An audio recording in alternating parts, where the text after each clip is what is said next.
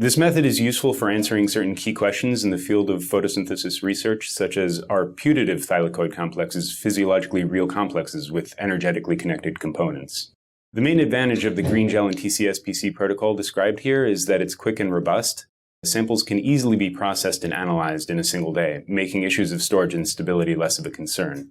Though TCSPC can provide insight into the photosynthetic systems that we've studied here, it can also be applied to other systems ranging from chemical through physical and biological, such as studies of fluorescent molecular motion in liquids, cells, or novel structural motifs such as monomolecular layers and ionic liquids.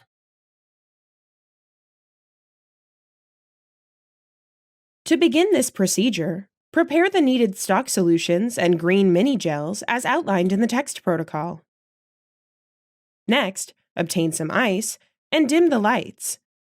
Using a glass Downs homogenizer, completely homogenize the spinach leaves in approximately 1 to 2 milliliters of TMK buffer.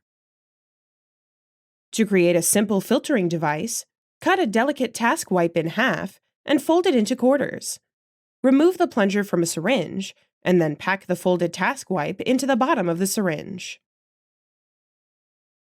Pipette the leaf homogenate into the center of the task wipe filter.